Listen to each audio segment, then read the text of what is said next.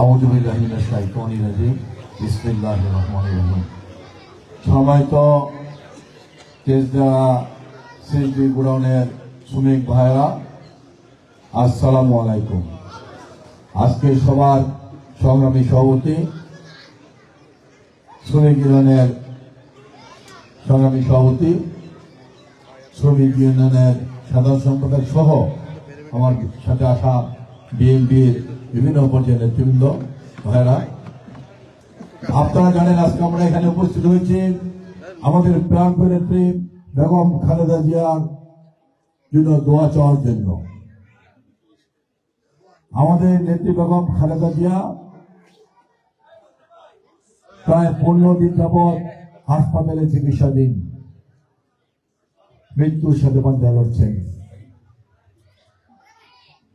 যে ব্যক্তি 3 বারের প্রধানমন্ত্রী ছিলেন, সারা বাংলাদেশে ঘুরে ঘুরে মানুষের সেবা করেছিলেন, বিশেষ করে আমি বলবো ইসলামী উম্মার জন্য কাজ করেছেন, ইসলামী শিক্ষার বিস্তারের জন্য কাজ করেছেন, কওমি মাদ্রাসা উন্নয়নের জন্য কাজ করেছেন, আলেমদের শ্রদ্ধা করতেন, সম্মান করতেন। সেই আমাদের প্রাণপ্রিয় নেত্রী, যিনি বাংলাদেশের সাধারণ নেত্রী বেগম খালেদা জিয়া আজকে অসুস্থ। আমরা আল্লাহ তাআলার কাছে দোয়া করি, আল্লাহ পাক যেন তাকে সুস্থ করে আমাদের মাঝে ফিরিয়ে দেন। সম্মানিত ভাইরা, আপনারা জানেন আমরা গত 16 বছর তারেক রহমানের নেতৃত্বে আন্দোলন সংগ্রাম করেছি মানুষের ভোটের অধিকার আদায়ের জন্য। গত 16 বছর বাংলাদেশের মানুষ ভোট দিতে পারেনি। যারা নতুন ভোটার আছেন 16 বছরে, তারা কিন্তু ভোট দিতে পারেননি। দিনের ভোট রাতে দিয়ে সম্পন্ন করেছে, তারা তাদের ফলাফল মন মতো ঘোষণা করে দিয়েছে। আজকে আমরা ফেসিস মুক্ত করেছি, একটি তত্ত্বাবধায়ক সরকার প্রতিষ্ঠিত হয়েছে। এই তত্ত্বাবধায়ক সরকার আজকে আগামী বছর ফেব্রুয়ারি মাসে একটি নির্বাচন করার জন্য অঙ্গীকারবদ্ধ হয়েছেন। আমরা মনে করি সেই ফেব্রুয়ারি মাসের নির্বাচনে বাংলাদেশের মানুষ ভোট দিতে পারবে। বাংলাদেশের মানুষ তাদের মন মতো প্রার্থীকে ভোট দিয়ে একটি নির্বাচিত সরকার, জনগণের সরকার প্রতিষ্ঠিত করবে। কিন্তু আজকে দেখতে পাচ্ছি একটি দল সেই ভোটের নামে আজকে ব্যবসা শুরু করেছেন।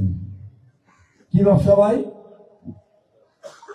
বেহেশতের টিকিট বিক্রি করছেন। তারা বেহেশতের টিকিট কি বিক্রি করা যায়?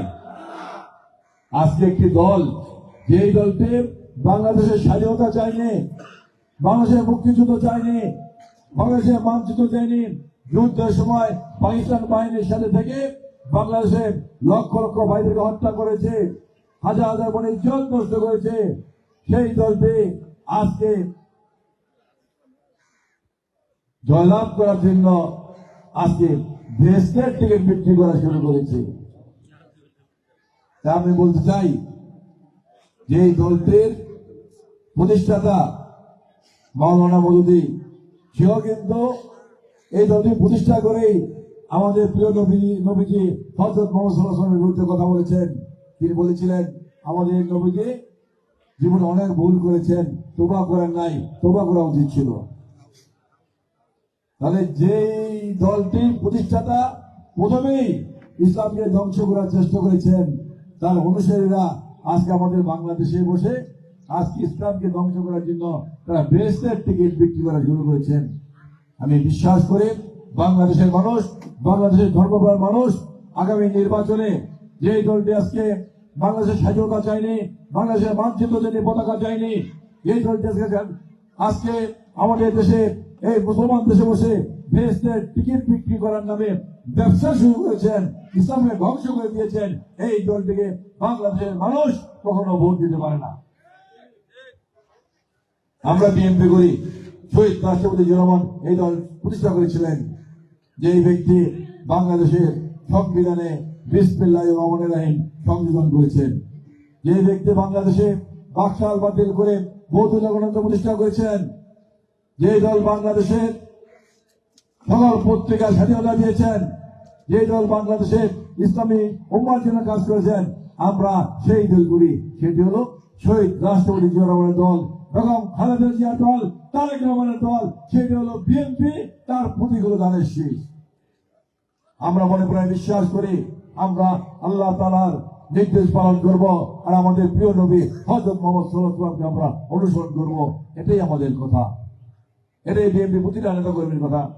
আজকে সবার কাছে আহ্বান থাকবে, আগামীতে যে দলটি আজকে দেশে টিকিট বিক্রি করেছেন বাংলাদেশের মানুষ, এই দলটিকে আজকে না বলে দিবে, এই দলটিকে কোনো বাংলাদেশের মানুষ গ্রহণ করতে পারে না।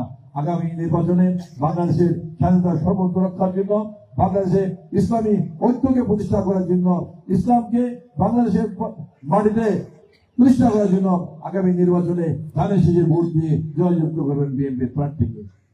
সমাজ ভাইরা, বিএনপি আমাকে এই ঢাকা পাড়া এলাকায় ধানের শীষের জন্য মনোনয়ন দিয়েছেন।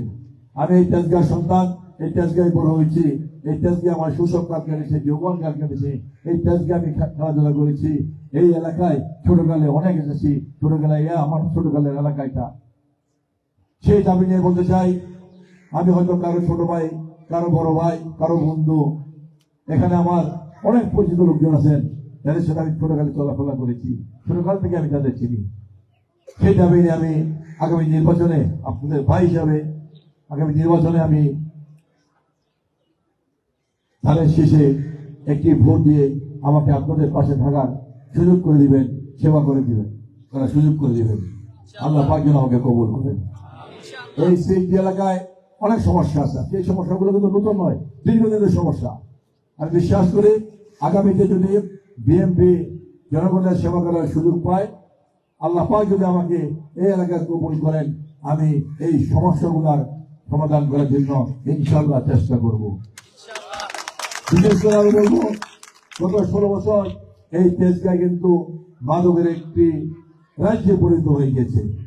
এর একটি কারণ হলো এই এলাকার যে এমপি ছিল, কুখ্যাত স্বরাষ্ট্রমন্ত্রী, যে নিজেই মানুষের বাড়িঘর দখল করতেন, সেই স্বরাষ্ট্রমন্ত্রীর পুত্র সে নিজে মাদক সেবন করতেন ও মাদকের ব্যবসা করতেন। সেই ঢাকা শহরে সবচেয়ে বড় মাদক ব্যবসায়ী ছিলেন। সেই কারণে কিন্তু এই এলাকায় সে মাদকের একটি অঙ্গরাজ্যে পরিণত হয়েছিল। আমরা বিশ্বাস করি বিএনপি যদি ক্ষমতায় আসে, আল্লাহ পাক যদি আমাকে কবুল করেন, এই এলাকায় মাদকের কোনো চিহ্ন আমরা এই এলাকায় থেকে থাকতে দিব না। এই এলাকায় দীর্ঘ 16 বছর ব্যাপকভাবে চাঁদাবাজির একটি রাজ্যে পরিণত করেছে। আমরা বিশ্বাস করি এলাকায় চাঁদাবাজের কোনো চিহ্ন আমরা এই এলাকায় থাকতে দিব না। যার যার ব্যবসা শেষে করবে, কিন্তু কোন চাঁদাবাজি, কোন সন্ত্রাস এলাকায় থাকতে দিব না ইনশাল্লাহ। সাথী বন্ধুরা, আজকে আমাদের এলাকায় অনেক সমস্যা আছে। এই এলাকায়, এই বিশেষ করে তেজগাঁ শিল্প এলাকায় দেখুন, আপনার যারা এই পরিবহনের ব্যবসা করেন, তাদের গাড়িগুলো রাখার জায়গা নেই, রাস্তায় রাখেন, মানুষের সমস্যা হচ্ছে, মানুষ ঠিকমতো হাঁটাচলা করতে পারে না। এই যে সমস্যা, এটা কিন্তু একপাক্ষিক সমস্যা নয়, এটা দ্বিপাক্ষিক সমস্যা। এই গাড়িগুলো এক জায়গায় রাখার ব্যবস্থা করে অবশ্যই আমাদের রাস্তাতে আমাদের পরিষ্কার করতে হবে। আজকে অনেক জায়গা, সরকারি জায়গা আছে, আমরা যদি সেসব জায়গায় গাড়িগুলো রাখার স্থায়ীভাবে রাখার ব্যবস্থা করতে পারি, তাহলে কিন্তু আমরা এই সমস্যাগুলো সমাধান করতে পারি। আমি বিশ্বাস করি আগামী নির্বাচনে বাংলাদেশ জাতীয় যদি ক্ষমতা আসে, তাহলে আমরা এইভাবে সমাধানগুলো করার চেষ্টা করবো ইনশাআল্লাহ। সবাই তো সাথী ভাইরা, বক্তব্য দিকে করবো না। আমরা আমি বলতে চাই, আমি এই মাটির সন্তান, এই মাটিতে আমি জন্মগ্রহণ করেছি, এই মাটিতে আমি বড় হয়েছি। সেই দাবি নিয়ে আগামী দিনে আমাকে ধানের শীষে একটি ভোট দিয়ে আপনাদের পাশে থাকার, আপনাদের খেদমত করার সুযোগ করে দিবেন, সেই দাবি জানিয়ে সবাইকে সংগ্রামী অভিনন্দন জানিয়ে আমি আমার বক্তব্য শেষ করছি। খুদা হাফেজ। বাংলাদেশ জিন্দাবাদ, বাংলাদেশ জাতীয় জিন্দাবাদ, শহীদ জামরুদ এবং খালেদা জিয়া জিন্দাবাদ, আমাদের প্রাণপ্রিয় নেতা তারেক রহমান জিন্দাবাদ, আমাদের প্রাণপ্রিয় নেত্রী বেগম খালেদা জিয়া, আল্লাহ যেন সুস্থ করে দেন তাকে।